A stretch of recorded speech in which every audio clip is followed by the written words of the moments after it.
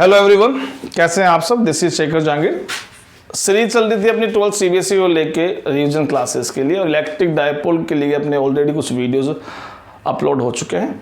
Now we move to the Gauss theorem, very important topic. हर साल चाहे 1 mark हो, चाहे 2 मार्क हो, 3 मार्क हो या 5 मार्क, किसी न किसी या न्यूमेरिकल हो, किसी फॉर्म में आपको ये आपका गॉस थ्योरम पेपर में मिलेगी। गॉस थ्योरम बिना पेपर थोड़ा सा इनकम्प्लीट ही रहता है। तो गॉस महाराज की प्रेजेंस बहुत जरूरी है फिजिक्स के पेपर में। इनके बिना पेपर आपका अधूरा सा रहता है, तो ये आपको जरूर वहां मिलेंगी। गॉस थ्योरम होती है क्या है वो अपन डिस्कस कर लेते हैं। देखो, गॉस थ्योरम किसके यूज होती है? इलेक्ट्रिक फ्लक्स के लिए यूज होती है। आपको इलेक्ट्रिक फ्लक्स कैलकुलेट करना होता है। दिमाग में क्वेश्चन ये आएगा कि सर इलेक्ट्रिक फ्लक्स का फॉर्मूला तो अपन ने पहले ही पढ़ा है, क्या इसका क्या यूज नहीं होगा? ये भी यूज होगा, लेकिन ये एक स्पेशल केस में अपन यूज कर रहे हैं। और वो स्पेशल केस क्या है? जब आपके पास क्या हो, क्लोज सरफेस। क्लोज सरफेस अगर आपके पास आ जाती है तो आपको ये भारी भरकम फॉर्मूला यूज नहीं करना है। गॉस भाई साहब ने एक छोटा सा फॉर्मूला दे रखा है, वो फॉर्मूला यूज करना है। ठीक है। ये क्लोज सरफेस क्या होती है? क्लोज सरफेस होती है आपका, मान लीजिए एक क्यूब हो गया, एक क्यूबॉइड हो गया, 3 डायमेंशनल बॉडी की स्फीयर हो गया, एक सिलेंडर हो गया, ये रूम मान लीजिए। ये सारे कैसी है? क्लोज सरफेस है, जो एक चार्ज को घेर के रखते हैं, उन्हें हम क्या बोलेंगे? क्लोज सरफेस बोलेंगे। ठीक है। तो इलेक्ट्रिक फ्लक्स का फॉर्मूला गॉस ने दिया है और वो क्लोज सरफेस के लिए यूज होगा। गॉस ठीक है। अब इलेक्ट्रिक फ्लक्स का फॉर्मूला जो आपने पहले पढ़ रखा है वो क्या है? Electric flux is E A cos theta. Here E is electric field intensity, A is area vector and cos theta. ठीक है। अब ये थोड़ा सा अपन रिवाइज कर लेते हैं। जो क्या होता है, यहाँ एरिया वेक्टर अपन बात करते हैं। ये जो एरिया दिख रहा है आपको, 11th क्लास तक हम जनरली एरिया, अगर आपने स्केलर वेक्टर का क्लासिफिकेशन किया होगा इन द क्लास 11, तो आपको बताया गया होगा कि आपका एरिया जनरली अपन स्केलर क्वांटिटी में काउंट करते हैं। But in this situation our requirement, our need कि ये हो गई है कि हमें एरिया को एक वेक्टर मानना पड़ेगा। वो नीड आप भी समझ सकते हैं। कैसे समझ सकते हैं? देखो, सीधी सी बात है कि मैंने एक एरिया ले लिया, तो पहले देखो इलेक्ट्रिक फ्लक्स की डेफिनेशन क्या होती है? It is defined as the number of field lines passing through an area. एक एरिया से कितनी number of electric field lines pass होगी। अगर यहाँ मैग्नेटिक फील्ड लाइन हो तो ये मैग्नेटिक फ्लक्स बन जाता है, इलेक्ट्रिक फील्ड लाइन है तो इलेक्ट्रिक फ्लक्स बन जाता है। आई होप आपको समझ में आ गया होगा। अब इलेक्ट्रिक फील्ड लाइंस को पास करना है एक एरिया से, और जितनी फील्ड लाइंस पास होगी उसको हम क्या बोलते हैं? इलेक्ट्रिक फ्लक्स बोलते हैं, which is a physical quantity. ठीक है। तो अब देखो यहाँ पे एरिया को हम क्या कर रहे हैं? अब एरिया को वेक्टर क्वांटिटी मान रहे हैं। क्यों मान रहे हैं? तो पहले अपन इसी के थ्रू समझते हैं। देखिए, इस रूम में इस दीवार को आप पॉजिटिव चार्ज मान लीजिए, इधर वाली दीवार को, और इधर वाले को नेगेटिव चार्ज मान लीजिए। From positive to negative there is electric field lines. ऐसे इलेक्ट्रिक फील्ड लाइंस पास हो रही है। ठीक है। एक मैंने ये एरिया ले लिया, ये एरिया दिख रहा है आपको। इस एरिया को मैंने इस तरह रखा है।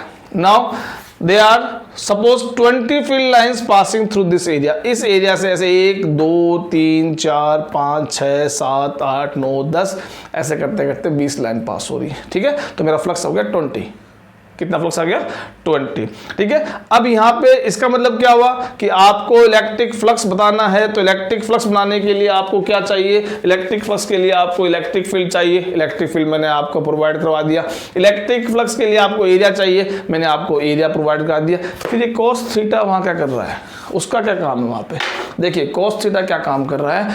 एरिया ये रखा हुआ है।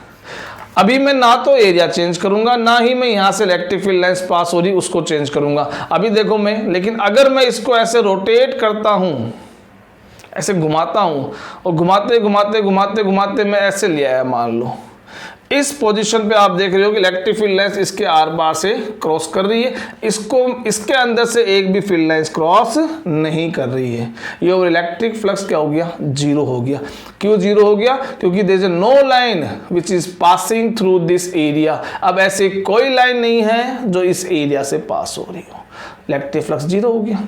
पर क्या हुआ? आपने ना तो इलेक्ट्रिक फील्ड जीरो किया है, electric field still there, area zero नहीं किया, एरिया स्टिल देयर, वही एरिया है। ये ऐसे रखा हुआ तो भी इसका एरिया वही रहेगा, ऐसे रखा हुआ तो भी इसका एरिया रहेगा। फिर क्या हुआ? फिर हुआ ये कि आपने क्या किया? आपने एरिया की डायरेक्शन चेंज कर दी। यानी अब एरिया के पास आप क्या कह रहे हो? डायरेक्शन होती है। और एरिया के पास डायरेक्शन होती है, तो डायरेक्शन किसके पास होती है? डायरेक्शन एक वेक्टर के पास होती है। तो एरिया क्या बन गया आपका?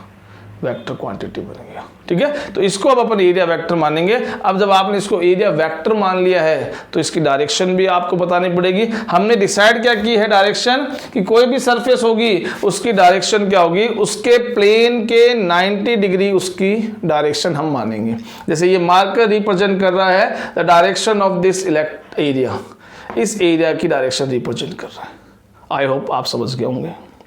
तो अब इसको मैं एरिया लूंगा तो देखो मैं इसको ऐसे रखूंगा, ये इसका एरिया वेक्टर है, प्लेन हो गया, और इसका ये एरिया वेक्टर डायरेक्शन हो गई। अब देखो यहां पे रखा मैंने, इलेक्ट्रिक फील्ड लाइंस भी इधर आ रही है, देखिए मेरी गर्दन घूम रही है, वैसे इलेक्ट्रिक फील्ड लाइंस आ रही है कि नहीं आ रही है? एरिया वेक्टर भी किधर है? इधर है। दोनों बार मेरी गर्दन एक तरफ घूम रही है, यानी थीटा कितना हो गया? 0। इधर इलेक्ट्रिक फील्ड लाइंस है, इधर ही एरिया वेक्टर है, दोनों क्या हो गए?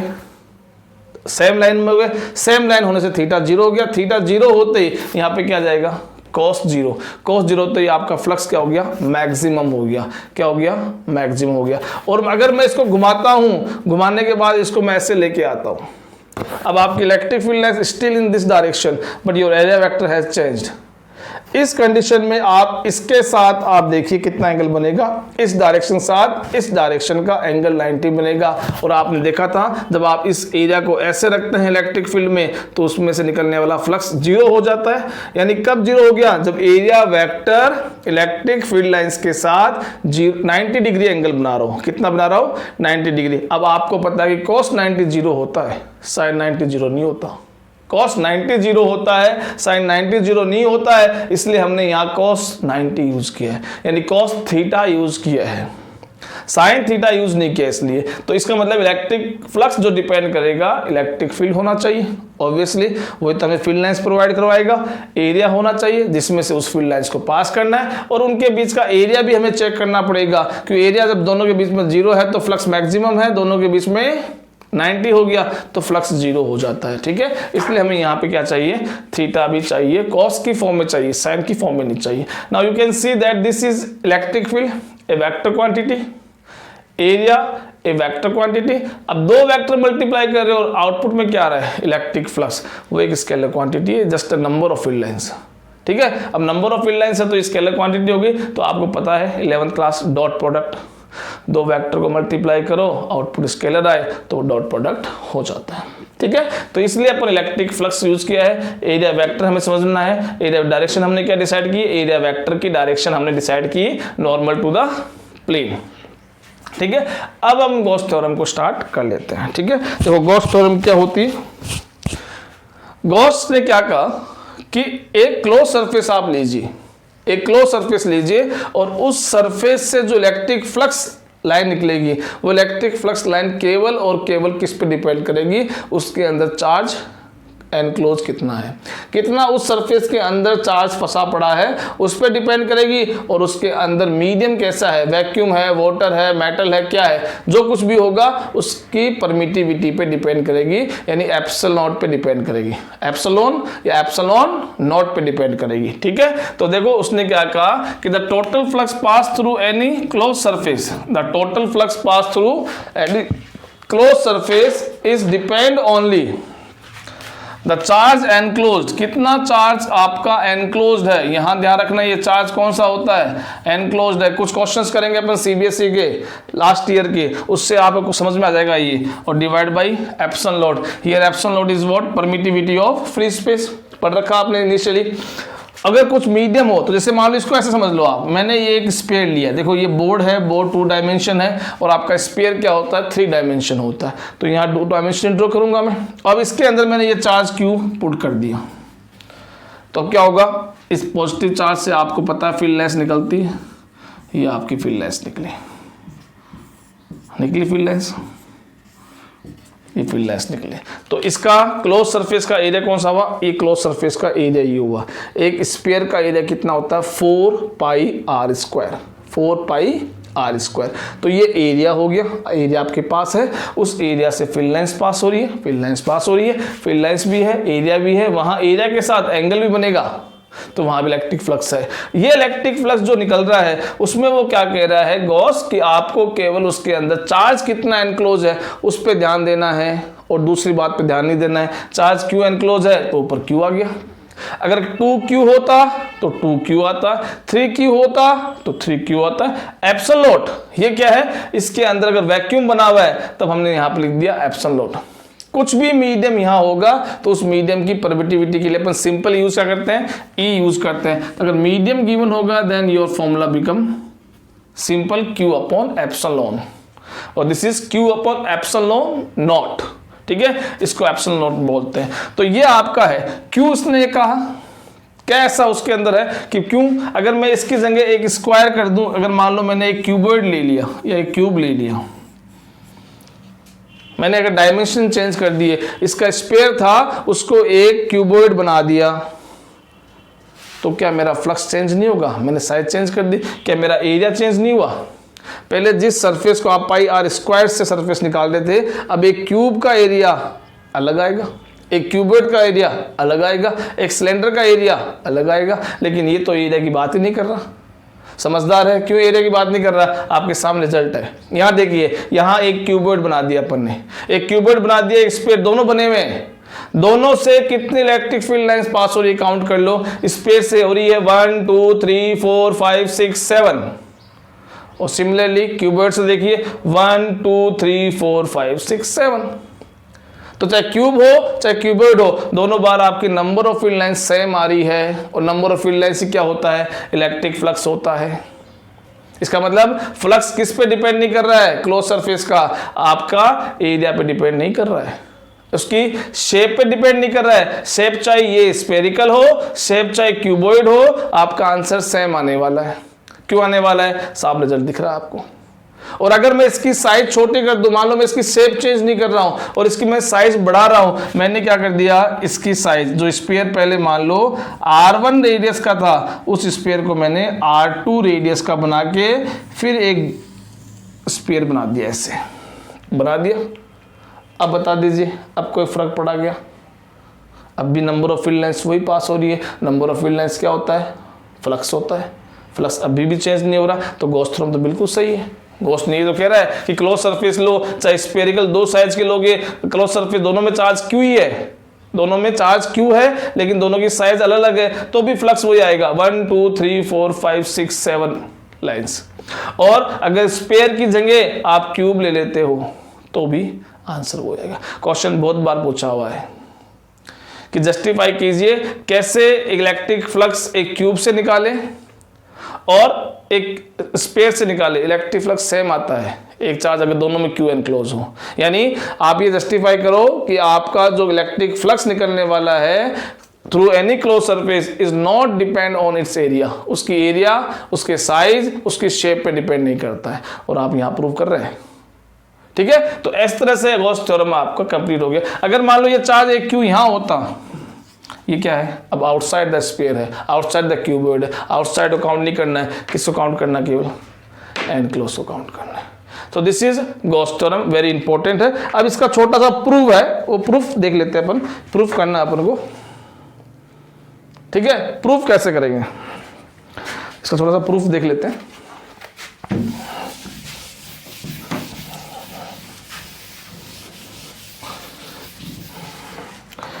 देखिए, टेक ए स्फीयर, मैंने एक स्फीयर ले लिया, ये मैंने एक स्फीयर ले लिया है और इसकी रेडियस मैंने r कंसिडर कर ली है, और इसके सेंटर में, at the centre of this sphere let एक चार्ज q इज प्लेस्ड, एक चार्ज q रख दिया। What happen, the electric field line start crossing the area of the sphere, उस स्फीयर के एरिया को क्रॉस करना शुरू करेगी। ठीक है, अब मैं क्या कर लेता हूं, उस पूरे का इलेक्ट्रिक फ्लक्स एक साथ ना निकाल के इस स्फीयर का एक स्मॉल एरिया ले लेता हूं, ये वाला एक स्मॉल एरिया ले लिया। अगर इस पूरे स्फीयर का एरिया a है, that is pi r square, 4 pi r square. अगर इस पूरे स्फीयर का 4 पाई r स्क्वायर है, तो मैंने ये स्मॉल पार्ट ले लिया, इस स्मॉल पार्ट का एरिया कितना होगा, टोटल का स्मॉल पार्ट a का d फाई। आपको टोटल फ्लक्स फाई निकालना है, लेकिन मैं बात कर रहा हूं अभी केवल इस छोटे वाले एरिया से, तो वो फ्लक्स भी क्या आएगा, टोटल फ्लक्स का स्मॉल पार्ट। तो जैसे एरिया आपने स्मॉल लिया है डीए, तो टोटल फ्लक्स भी जो निकलने वाला है पूरे एरिया से वो इसका स्मॉल पार्ट होगा, फाई का स्मॉल पार्ट डी फाई हो गया। आ गया समझ में? ठीक है, तो अब देखो इसमें से कैसे निकालें, तो इसकी बात करते हैं केवल। तो मैंने ये ले लिया, तो फॉर्मूला क्या है,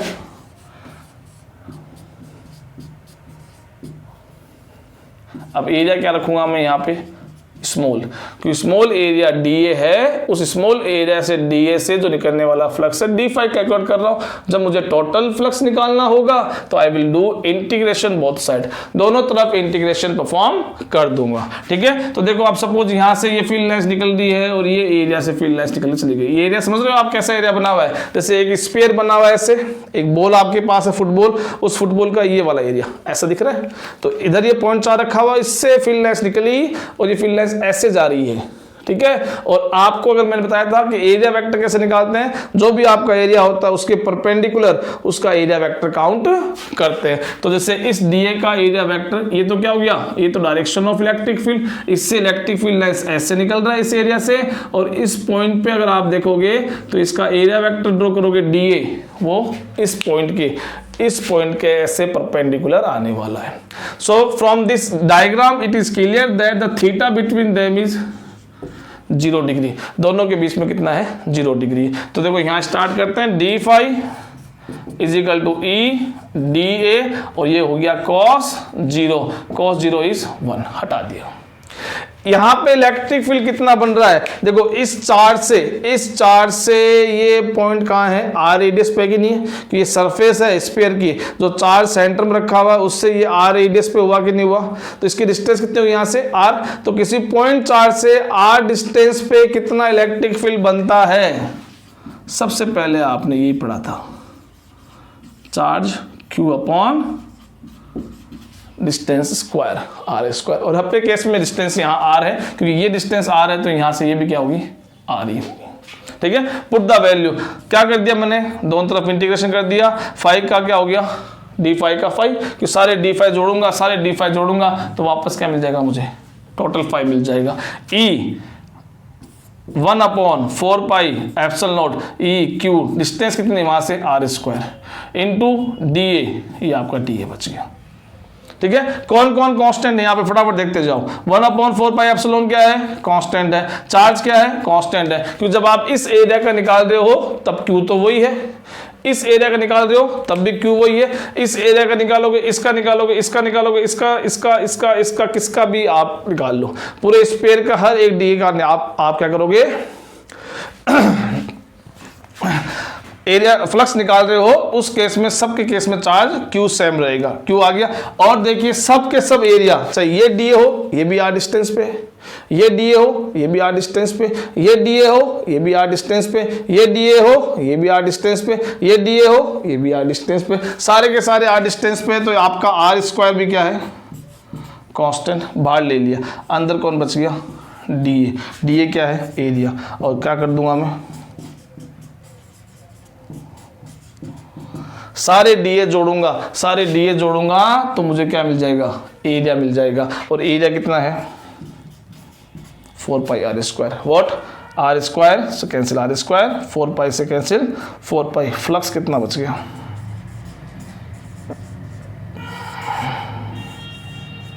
Q अपॉन एप्सिलॉन नॉट, और ये आपकी गॉस थ्योरम थी। तो आई होप आपको गॉस थ्योरम समझ में आ गई, कंप्लीट है, इसका प्रूफ भी देख लिया अपन ने, कुछ क्वेश्चन है इसके बेस पे और इसकी कुछ एप्लीकेशंस है वो अपन अब नेक्स्ट वीडियो में देखेंगे। Thank you so much.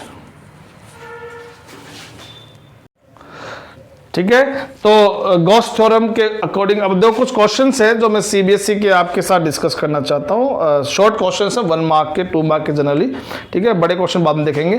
Question is what is the electric flux through a cube of side 1 centimetre which enclose an electric dipole. ये क्या कह रहा है आपसे, दिस इज फ्रॉम सीबीएसई, 2012 में क्वेश्चन आया हुआ है, सॉरी 15, क्वेश्चन 15 आया ये, ठीक है, 15 में आया हुआ है, इन दिल्ली रीजन आया हुआ है दैट एक आपके पास एक क्यूब है, क्यूब ड्रॉ करना आता है सबको, ये ड्रॉ कर दिया फटाफट, विच हैज साइड 1 सेंटीमीटर। ठीक है, इस क्यूब के अंदर एक डायपोल एनक्लोज है, ये देखो डायपोल एनक्लोज कर दिया dipole enclose. So what is the flux through, तो मैंने बताया था आपको whenever the close surface in the question में जब भी क्लोज सरफेस हो directly come to the your Gauss theorem, ये गॉस थ्योरम पे आ गए। What is the q is enclose charge, इस वीडियो में बताया मैंने, ये एनक्लोज चार्ज है, पिछले वीडियो में बताया होगा एनक्लोज चार्ज है। तो यहां देखो कितना चार्ज है, एक माइनस क्यू है एक प्लस क्यू है, दोनों को ऐड करो क्या आंसर आएगा 0 upon epsilon naught, phi is equal to 0। कोई इलेक्ट्रिक फ्लक्स पास नहीं होगा, कोई इलेक्ट्रिक फ्लक्स पास नहीं, क्यों, चार्ज है, लेकिन जितना positive charges field lines outwards कर रहे हैं उतनी field lines negative charges inverts कर रहे हैं, तो दोनों इनकमिंग आउटगोइंग बराबर हो गई, तो नेट फ्लक्स आपका 0 हो गया। सिमिलर क्वेश्चन सेकंड देखिए यहाँ पे, how does the electric flux due to a point charge enclose by a spherical Gaussian surface get affected when its radius is increased. This is CBSE 2016. ये CBSE 2016 में आया हुआ है। ये क्या कह रहा है कि आपके पास एक R रेडियस का ऑलरेडी स्फीयर था जिससे कुछ फील्ड लाइंस पास हो रही थी, वो फील्ड लाइंस पास हो रही थी। अब कह रहा है कि अगर मैंने इसकी रेडियस डबल कर दी, पहले से रेडियस डबल कर दी तो क्या इफेक्ट पड़ेगा इलेक्ट्रिक फ्लक्स पे, आपको दिख रहा है पहले भी 1 2 3 4 5 6 लाइन थी और अब भी कितनी है 6 लाइन है, यानी कोई फर्क नहीं पड़ेगा, क्योंकि आपको स्टार्टिंग बताया था दैट गॉस थ्योरम में जो आपका इलेक्ट्रिक फ्लक्स आप बताते हो वो इंडिपेंडेंट है साइज और शेप पे। इसके बाद क्वेश्चन नंबर देखिए, A charge Q is placed at the center of the cube of the side L side, एक क्यूब ले लीजिए, चलो ये लेते हैं अपन, ये क्यूब है, दिस इज इन CBSE 2012, ये CBSE 2012 में क्वेश्चन पूछा गया है कि आपका एक क्यूब है, ठीक है, और इस क्यूब की साइज L लेंथ है, ये L ले लेते हैं, इस बार इसको चेंज कर दिया है, L लेंथ ले ली है, और इसकी दोनों साइड से ऑपोजिट फेसेस से, दो ऑपोजिट फेसेस, तो एक देखो इसके ऑपोजिट कौन सा फेस हुआ, ये इसके ऑपोजिट ही हुआ, ठीक है, तो ये दो ऑपोजिट फेसेस है, इनसे कितना इलेक्ट्रिक फ्लक्स निकलेगा, तो देखो अगर मैं यहां पे क्यू चार्ज रखता हूं, ठीक है, इलेक्ट्रिक फील्ड लाइंस निकलेगी, मुझे केवल इधर वाला फेस और इधर वाला दो ऑपोजिट फेसेस से ही वो इलेक्ट्रिक फ्लक्स पूछ रहा है। तो आपको पता है कि क्यूब में टोटल कितने होते हैं फेस, 6 फेसेस होते हैं, और आपने जो फ्लक्स निकाला गॉस थ्योरम से एक क्यूब से, वो ये तो निकालोगे, क्योंकि आपको पता है, क्योंकि वो साइज पे डिपेंड नहीं करता है, तो कितना चार्ज एनक्लोज है, इतना चार्ज एनक्लोज है। अब आपको पता है, लेकिन आपको निकालना किससे है, केवल 2 फेस से, तो टोटल से अगर इतना ना निकल रहा है तो एक सिंगल फेस से कितना निकलेगा, डिवाइड बाय 6, टोटल से Q अपॉन एप्सिलॉन निकल रहा है, तो सिंगल वाली फेस से कितना निकलेगा, उसका 6th पार्ट निकलेगा, तो ये 1/6 हो गया, लेकिन वो आपसे 2 का पूछ रहा है, तो 1 से इतना आ रहा है तो 2 से कितना आएगा, 2 से मल्टीप्लाई कर दो, 2 से ये कैंसिल हो गया, तो आपका आंसर आ गया Q अपॉन 3 एप्सिलॉन, ठीक है। ऐसे क्वेश्चन इसमें पूछे गए हैं, और ठीक है, बाकी अपन और अगले वीडियो में डिस्कस करेंगे। Thank you so much.